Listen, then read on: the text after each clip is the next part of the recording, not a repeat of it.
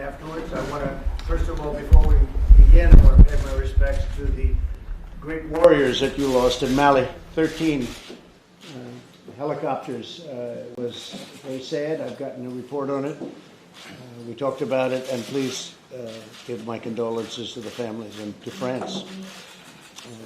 Great fighters. You've done a fantastic job in that whole area. It's a tough area, so we appreciate it very much. We'll be talking about a lot of things, including NATO and including trade. We do a lot of trade with France. We have a minor dispute. I think we'll probably be able to work it out. But we have a big trade relationship, and I'm sure that within a short period of time, things will be looking very rosy, we hope. That's usually the case with the two of us. We get it worked out. We've had a lot of good things. We've done a lot of good things together as partners. Our countries have been partners in many good ventures, including some having to do with radical Islam and others, and it's always worked out. So I look forward to our discussion. We made a lot of progress in our first 25 minutes, and we intend to make a lot of progress in our next hour, maybe hour and a half. So thank you very much. Thank you. Merci beaucoup, Monsieur le Président. Je suis heureux une fois encore de retrouver le Président Trump ici à Londres. Comme il a dit, d'abord je tiens à le remercier pour ses condoléances et les mots qu'il a eus pour nos soldats. Nous avons rendu hier un hommage national à Paris.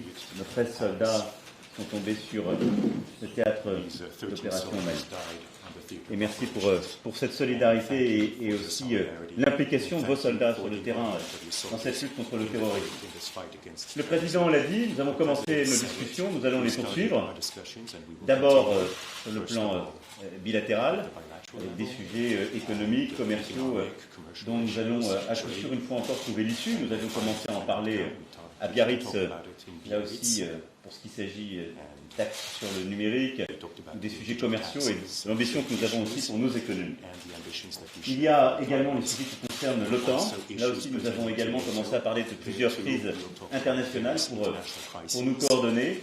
Et il est clair que nous aurons, lors de ce sommet, des discussions importantes, qu'elles concernent d'ailleurs l'implication des différents membres de l'OTAN en tant qu'organisation au sein de la coalition internationale en Syrie, comme les travaux que nous menons ensemble sur les différents sujets. J'ai eu l'occasion de le dire à plusieurs reprises, la coopération entre nos deux pays, qu'elle soit militaire, économique, diplomatique, est importante. Il nous arrive parfois de ne pas être d'accord, on l'a eu sur le climat, mais sur la lutte contre le terrorisme, sur les engagements essentiels. Nos soldats, nos équipes travaillent côte à côte et nous décidons, je crois pouvoir le dire, en partageant cette finalité. Et nous avons toujours su trouver une solution aux problèmes qui nous étaient posés. Donc je suis très heureux de pouvoir avoir cet échange, de poursuivre dans un instant, et surtout de pouvoir faire avancer les choses ensuite lors de ce sommet qui doit répondre à des questions fondamentales pour l'organisation, questions qui n'ont pas été traitées jusqu'alors.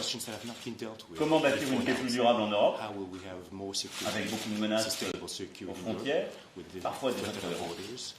Comment aussi agir plus efficacement face à nos ennemis communs, en particulier le terrorisme islamiste. Et là aussi, il faut que tout le monde autour de la table soit parfaitement clair sur des définitions, des finalités. Je sais que nous partageons cela ensemble.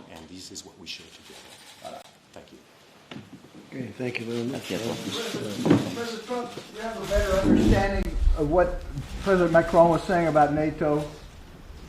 Well, we just began discussing NATO, and what I'm liking about NATO is that a lot of countries have stepped up, I think really at my behest, and also yourself, you're close to the level.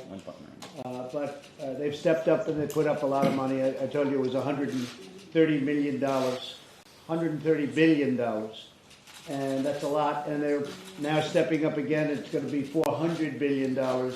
Over very short, we have commitments for $400 billion.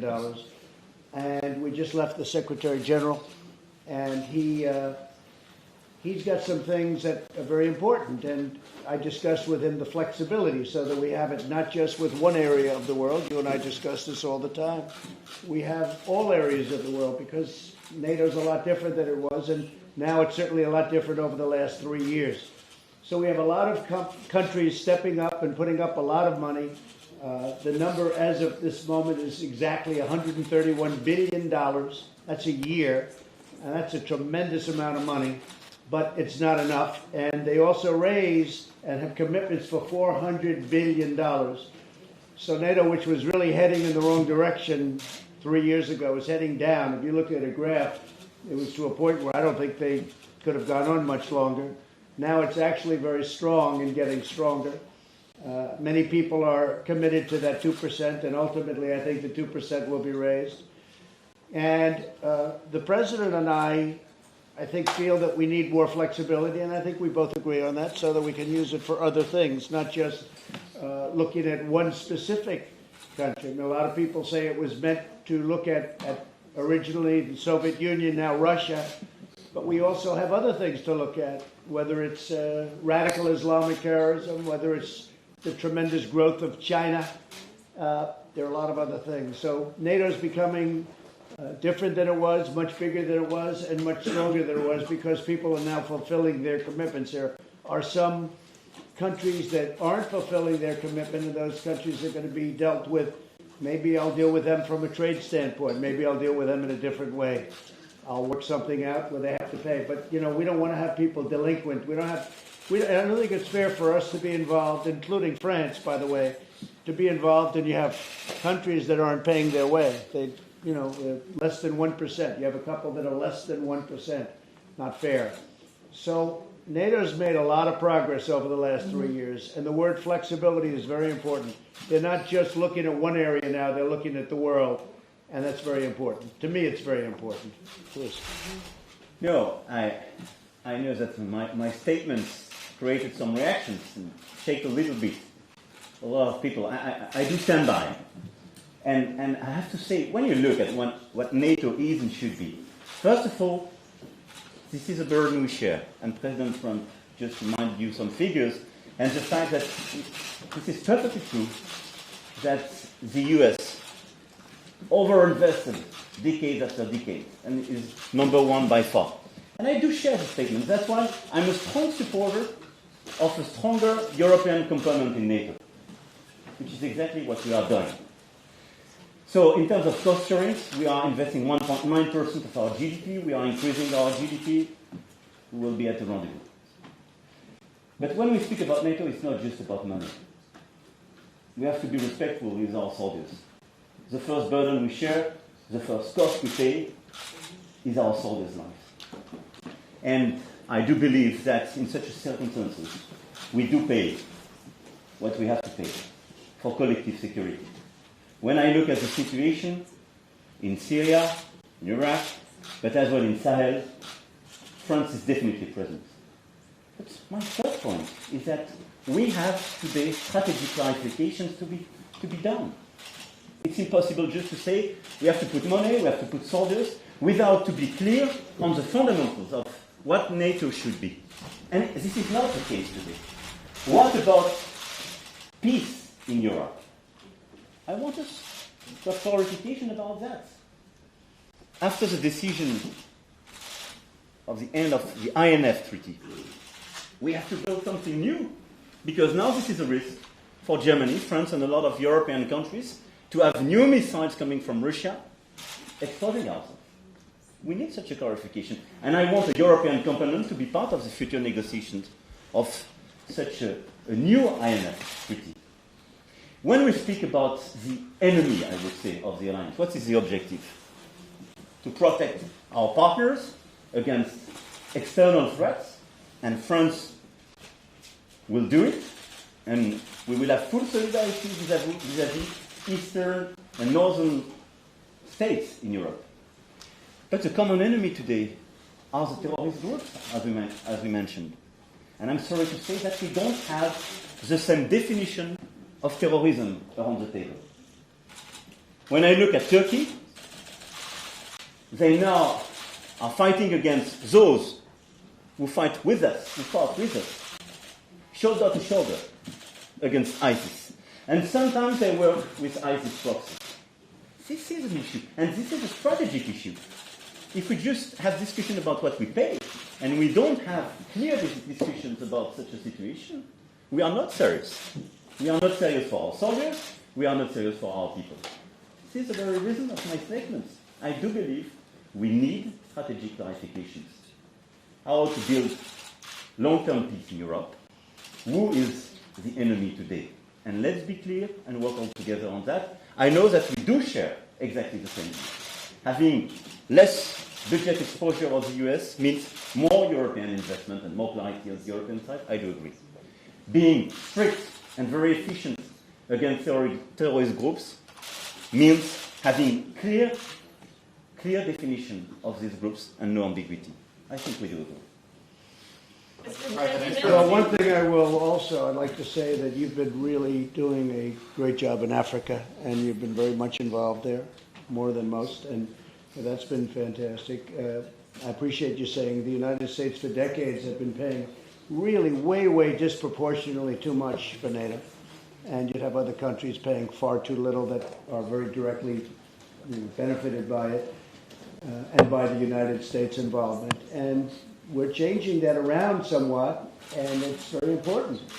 But we're a very important player. I think without us, NATO certainly is not the same thing as we discuss it at length. This morning we discussed it with Secretary General Stoltenberg.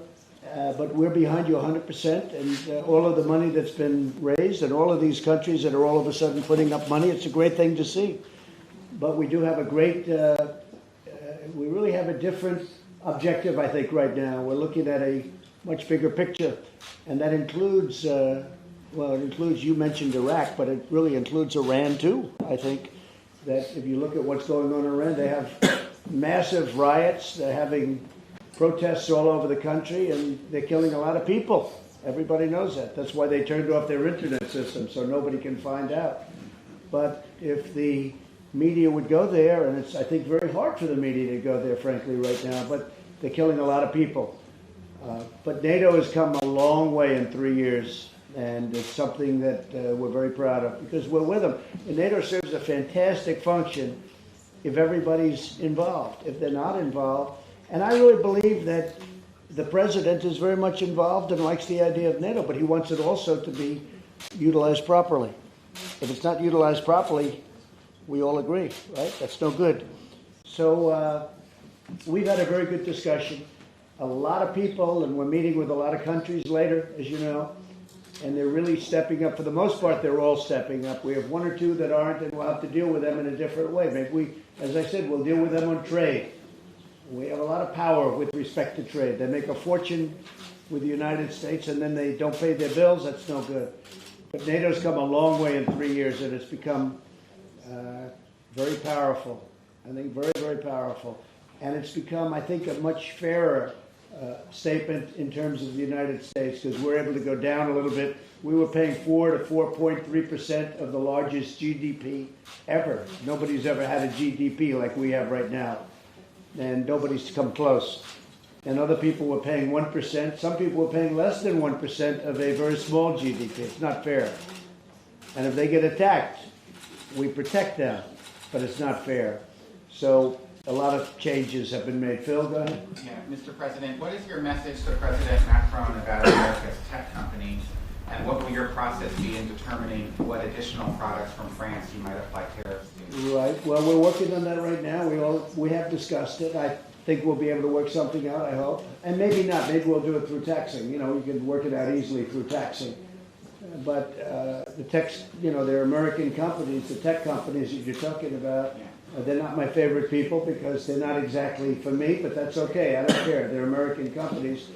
And we want to tax American companies, so that's important. We want to tax them. That's not for somebody else to tax them. And as the president knows, we taxed wine and we have other taxes scheduled. But we'd rather not do that. But that's the way it would work. So it's either going to work out or we'll work out some mutually beneficial tax. And the tax will be substantial. And I'm not sure it's going to come to that, but it might. That's all right. Mr. President, has France committed to step up when it comes to taking back foreign fighters in Syria? Well, I haven't asked that to the president today. I have over the period of time. We have a tremendous amount of captured fighters, ISIS fighters over in Syria. And they're all under lock and key, but many are from France, many are from Germany, many are from UK. They're mostly from Europe. And some of the countries are agreeing. I have not spoken to the president about that. Would you like some nice ISIS fighters? Look, I can give them if to you you. look at the situation, You can take everyone you want. let's be serious. The very large number of fighters you have on the ground are ISIS fighters coming from Syria, from Iraq, and the region. It is true that you have foreign fighters coming from Europe, but this is a tiny minority of the overall problem we have in the region. And I think number one priority, because it's not yet finished, is to get rid of ISIS and these terrorist groups. This is our number one priority. And it's not yet done. I'm sorry to say that. You still have fighters in this region, in Syria and now in Iraq, and more and more. And the whole destabilization of the region makes the situation more difficult to fix the situation against ISIS. Second, some of these foreign fighters are being judged in Iraq because of the deeds precisely they acted in this very region. And we will have a case-by-case approach. We have a humanitarian approach for children, already organized, and we will have a case-by-case approach. But for me, the very first objective in the region is to finish war against ISIS. And don't make any mistake. Your number one problem are not the foreign fighters. This is the ISIS fighters in the region. And you have more and more of these fighters due to the situation today. This is why he's a great politician, because that was one of the greatest non-answers I've ever heard. And that's okay. Because sometimes you can have some temptation from the US side, I don't say about President Trump, but could be the press, to say this is the European responsibility. I'm sorry to say that. We have some of our people, but if you don't look at the reality of the situation, that is number one, not to be ambiguous with these groups. This is why we started to discuss about our relations with Turkey. But I think any ambiguity with Turkey vis-à-vis these groups is detrimental to everybody for the situation on the ground. France has actually taken back some fighters. But we have a lot of fighters. We captured a lot of people. And we have captured 100% of the caliphate, but you know that means that it's still, they keep going and going.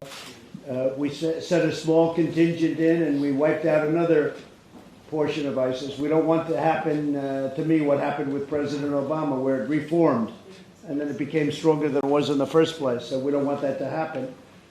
And as I said before, we've taken the oil. We have the oil. So we have total control of the oil so that they're not going to be able to use that. They use that oil to really to fuel up their wealth, to fuel up their money. That was their primary source of income. And they get contributions. So we have now lists of where these contributions come from, which is very important. You have people contributing, if you can believe it. Some of these people are wealthy people that make contributions. And we have lists of where we learned a lot. You know, when we got al-Baghdadi, that was a great get. And when we killed him, we have a lot of information that I'm revealing now for the first time, but we also got a lot of good information. So a lot of things are happening, and France has been very helpful. I have to say that. They've been very, very helpful. Okay? Go ahead. Any other questions, please? Le président américain a eu des propos assez durs à votre rencontre ce matin. Comment abordez-vous ce sommet de l'OTAN et cette réunion? Comme vous le voyez, avec beaucoup de pragmatisme et avec la volonté de faire avancer les sujets, comme toujours. Je défends les intérêts de la France, c'est aussi une position européenne, et je le fais avec le souci également d'avoir une relation amicale et constructive avec les États-Unis d'Amérique, et c'est ce que nous avons toujours privilégié avec le président. On a une discussion sur l'OTAN, je viens de réexpliquer quelle était notre position, et elle est assumée. Elle est assumée parce que nous sommes engagés militairement dans des théâtres d'opération qui supposent la clarté. Ça a été évoqué. Il y a des sujets, ça a été évoqué par votre collègue américain, qui ont été révélés hier, celui de la taxe numérique. Sur ce sujet, je peux vous apporter une réponse extrêmement claire. Le premier, pourquoi on en est à cette situation? Parce qu'aujourd'hui, nous avons des entreprises numériques, quelle qu'en soit la nationalité, qui concurrencent des entreprises de l'économie réelle et qui ont 14 points de fiscalité en moins. Ça, la réalité. Donc il y a un biais, pas juste. Nous avons, sur la base de la proposition de la Commission européenne, passé une taxe numérique. Elle ne vise pas du tout les acteurs américains. Les entreprises françaises, chinoises, de toutes les nationalités sont touchées. Elle permet de corriger pour une partie d'entre elles cet écart et de répondre à une nécessité. La France l'a fait avec d'autres pays. Et donc, on aura en parlé. Ma première interrogation, qu'est-ce qui va se passer pour le Royaume-Uni, qui a pris la même taxe, pour l'Italie, même taxe, l'Autriche, l'Espagne, qui l'ont fait sur la base de la proposition de la Commission. Parce que si on est sérieux, il faudra que tous ces pays soient traités à la même enseigne.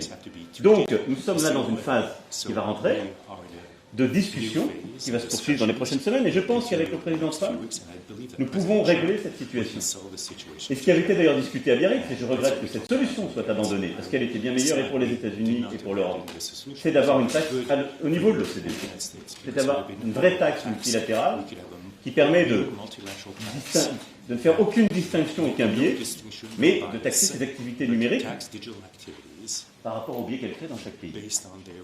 On va voir ce que donnent les discussions dans les prochaines semaines, mais elles impliqueront de toute façon une réponse européenne, car en la matière, pas la France qui serait sanctionnée ou attaquée, c'est l'Europe. Et donc la Commission s'est exprimée ce matin pour apporter son soutien, et c'est la Commission européenne aussi qui aura à réagir s'il devait y avoir une escalade. Mais moi j'ai plutôt confiance dans le fait que là aussi on saura trouver une solution ensemble. Donc voilà, il ne m'appartient pas de commenter tel ou tel propos, mais de vous dire que pour ma part, je suis déterminé à défendre les intérêts de notre pays, à défendre les intérêts européens, et à le faire dans le plus grand respect et l'amitié avec les États-Unis d'Amérique et le camp de la liberté. And I largely agree with that answer. I just have to say, though, I came into a position where the European Union was making anywhere from $100 to $150 billion a year in deficits to the United States. They were making it, we were losing it, and so we had to do something that is fair, not severe, I think fair. We're losing tremendous amounts of money. As you know, the European Union is very strong on barriers. Barriers meaning certain of our products can't come in, including agricultural product. It just can't come in. We can't sell it, and yet the European Union sells openly to the United States and generally untaxed or taxed at a low level. So these are problems that we're talking about. These are problems that we're working out, and the digital tax is the least of it.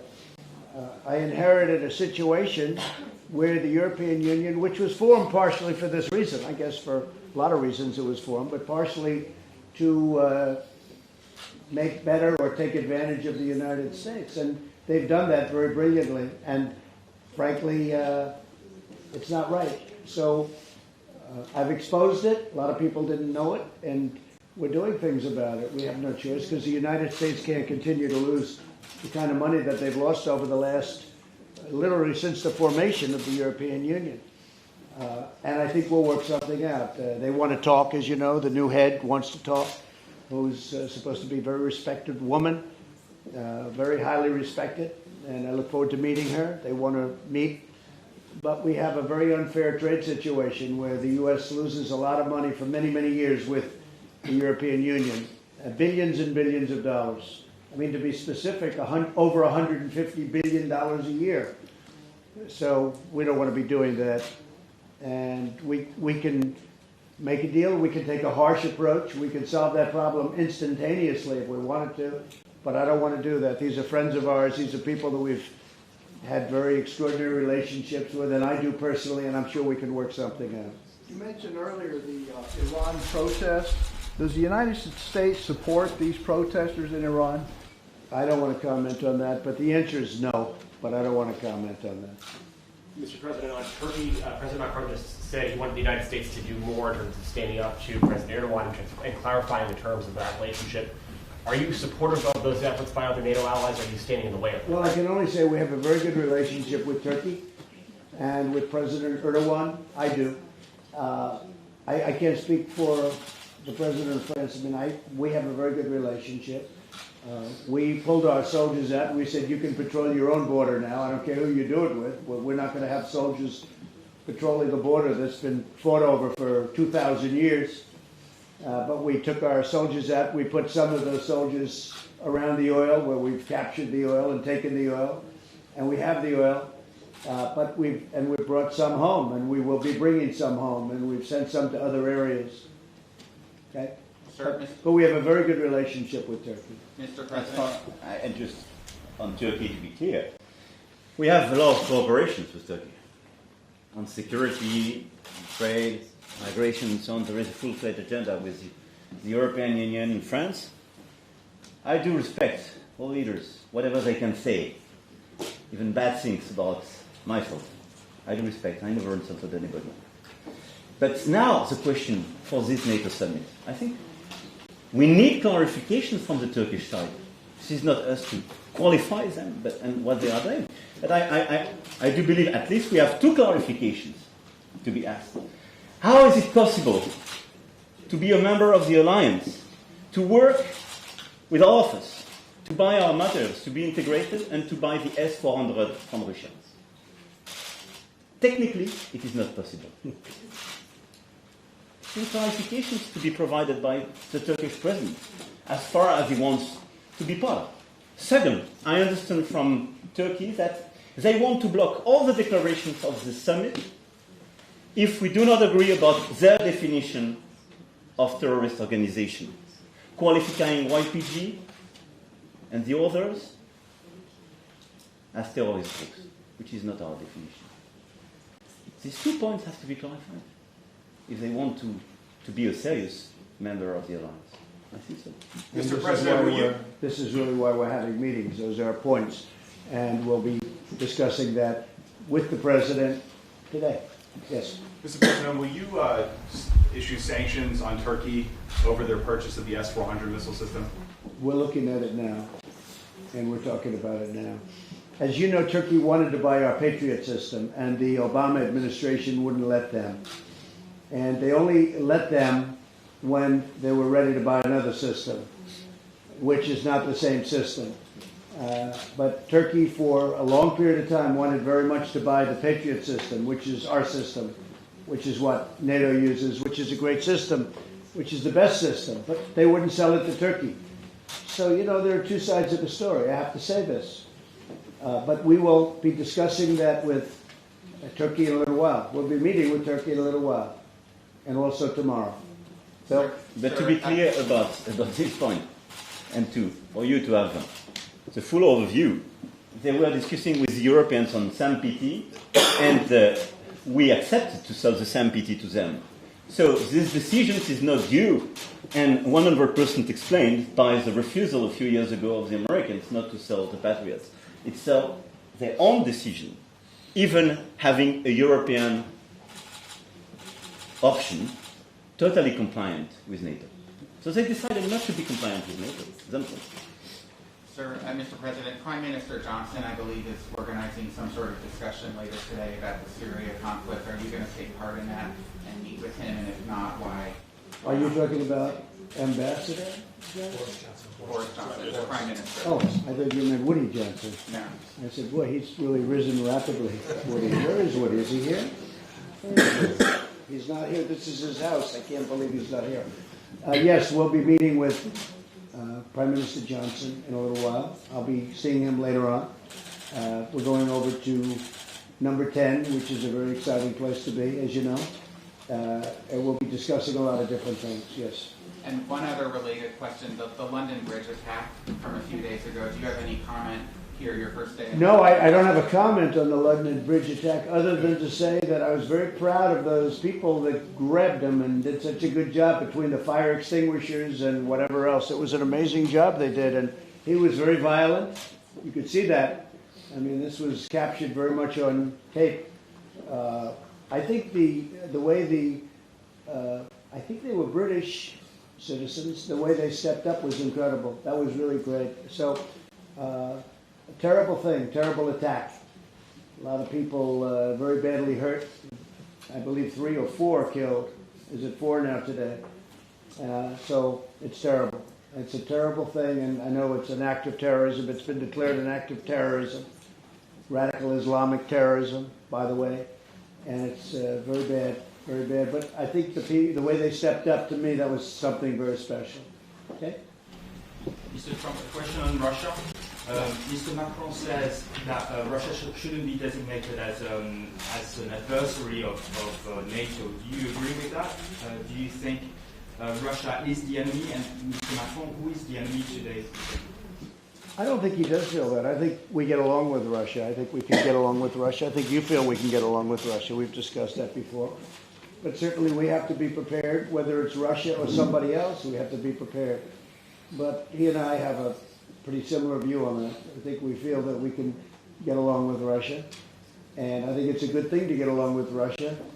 And I campaigned on it. I mean, I go into big stadiums, people like it.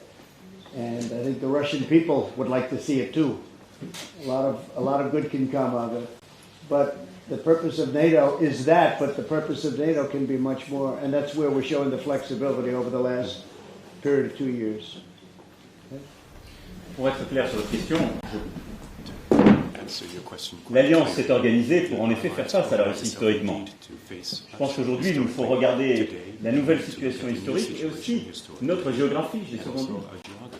Je n'ai aucune naïveté à l'égard de la Russie. Et nous sommes très conscients sur les attaques cyber qu'il y a pu avoir, sur les conflits gelés qu'il y a aux frontières de l'Europe, et y compris sur la crise ukrainienne que nous vivons. Est-ce que le statu quo est la meilleure des options? Je ne crois pas. Et donc, nous devons engager une procédure avec quelques préconditions et une méthode. Les préconditions, c'est, on le sait, de savoir avancer sur le conflit ukrainien. C'est ce que nous ferons d'ailleurs le 9 décembre prochain à Paris, avec un sommet en format Normandie, pour essayer d'acter des avancées entre l'Ukraine et la Russie. Ensuite, c'est de pouvoir définir un agenda où les Européens, si possible ensuite les membres de l'Alliance, définissent des procédures de définition de menaces communes avec la Russie, de coopération possible, en tout cas des escalades. Ça prendra du temps. Mais je pense que si nous voulons, d'une part, la stabilité en Europe, d'autre part, réduire la conflictualité, il est important d'initier un dialogue stratégique avec la Russie. Il faut le faire sans aucune naïveté, et il faut le faire en étant conscience aussi du poids de l'histoire et de la peur que certains pays européens ont à l'égard de la Russie. Et je le dis ici en ayant beaucoup de respect et d'empathie pour ces derniers. À l'égard de la Pologne, des États baltes, de certains États nordiques, la Roumanie et quelques autres, nous savons que ce qui est attendu de nous, c'est aussi de les protéger à l'égard de potentielles agressions. Et donc, dans ce cadre-là, nous devons apporter de la visibilité pleine et entière sur les protections que l'Alliance et en son sein l'Europe peut et doit leur apporter. Et la France y jouera tout son rôle. Enfin, si je pense qu'il y a un ennemi commun, c'est le terrorisme international, et en particulier le terrorisme islamiste. Soyons clairs, c'est ce qui nous conduit à agir ensemble au Levant, dans le cadre d'une coalition internationale qui est aujourd'hui sous responsabilité américaine, mais où l'OTAN est engagée en tant qu'organisation, et comme vous le savez, la France qui est très présente. C'est aussi ce qui nous conduit à agir au Sahel contre ces groupes terroristes. Monsieur le Président, on vous sent autant déterminé que isolé sur la scène européenne, parce que vous avez parlé de la peur de la Russie, il y a aussi la peur, il faut le dire, des États-Unis, de la part de certains de vos voisins, qui se disent on ne peut pas avoir à la fois une défense européenne forte et être dans l'OTAN. Je sais que c'est ce que vous essayez de dire, vos conseillers disent on peut avoir fromage et dessert, c'est l'expression qui est revenue. Comment vous arriverez à bouger les lignes, sachant qu'il y a des situations politiques un peu compliquées, y compris chez vos voisins les plus puissants, en Allemagne, en Italie? D'abord parce que c'est pas fromage et dessert, ou alors c'est un cheesecake. Parce qu'en l'espèce, ce dont on parle, c'est d'avoir une Europe qui investit plus dans la défense, qui permettra de réduire l'investissement américain. Donc c'est parfaitement cohérent. Et après, pour être simple, c'est un rapport à la souveraineté et à la puissance. Il est légitime que les États-Unis d'Amérique nous disent aujourd'hui, pour protéger vos frontières européennes, pour aller régler vos conflits de voisinage, qui sont votre voisinage, vous devez être plus investi, vous devez payer davantage, vous devez investir davantage. C'est légitime. Et donc, nous ne sommes pas dans une situation de sortie de Deuxième Guerre mondiale où, il faut bien le dire, l'Europe était désarmée, et où une partie des Européens ne voulait pas du réarmement de certains Européens. Je pense aux Allemands. Et nos mentalités ont été construites pendant des décennies, où l'OTAN était d'ailleurs fait pour que certains n'aient pas accès à une souveraineté militaire. Les temps ont changé. D'abord parce qu'il n'y a plus de pacte de Varsovie. J'ai cru comprendre que le mur de Berlin était tombé, ça fait quand même 30 ans. Et il y a aussi, depuis plusieurs années, les États-Unis d'Amérique qui nous disent « prenez vos responsabilités ». Je ne suis pas aussi pessimiste que vous. Ces 2 dernières années, on a fait avancer une coopération renforcée, un fonds européen de défense, une initiative européenne d'intervention dont tout le monde nous disait qu'elle était impossible. Maintenant, il y a chaque mois des nouveaux membres. Les 8 membres historiques étaient présents le 14 juillet à Paris. La Grèce nous rejoint, l'Italie nous rejoint, et ça continue. Et donc les choses avancent. Il y a une vraie dynamique. Et elle continuera d'être là, et elle se fera, je dirais, de manière totalement intégrée avec l'OTAN. C'est les ambiguïtés qu'il faut lever à l'égard de certains autres qui ont peur. Ça ne suppose pas de se livrer aux menaces extérieures, de se désarmer. Au contraire, ça veut dire une Europe qui prend ses responsabilités au sein de l'Alliance pour alléger la charge des États-Unis d'Amérique et pour porter sa part de souveraineté.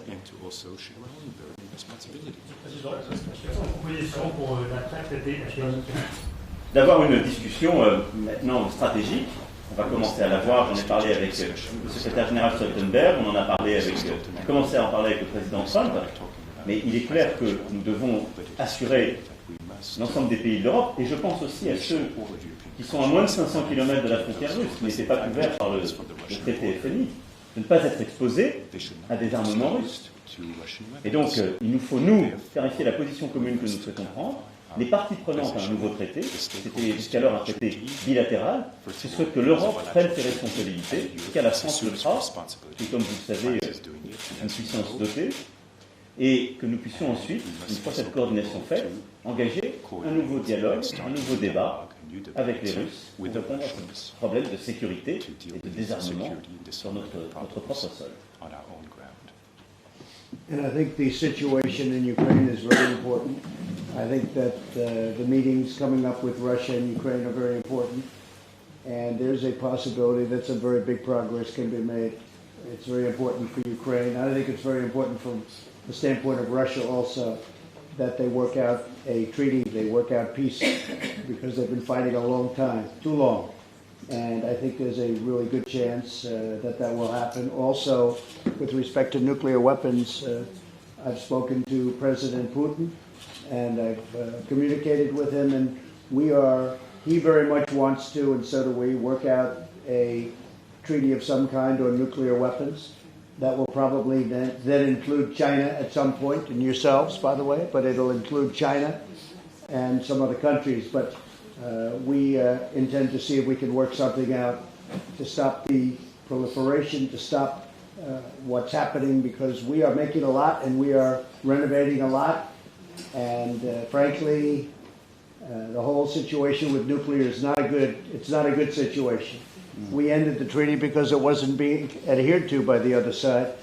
But they want to make a treaty, and so do we, and I think it would be a great thing. I think it's one of the most important things we can do, frankly. So we're going to be dealing with Russia on a treaty where we really, and we're focused on nuclear and nuclear weapons, missiles, but nuclear weapons, and we think something can be worked out. We think they want to do it. We know they want to do it, and we want to do it also. I spoke to China about it. During one of our trade negotiations, they were extremely excited about getting involved in that. So some very good things can happen with respect to that. And I think it's very important. The whole nuclear situation, very, very important. Okay? Thank you all very much. Thank you. Thank you. Thank you.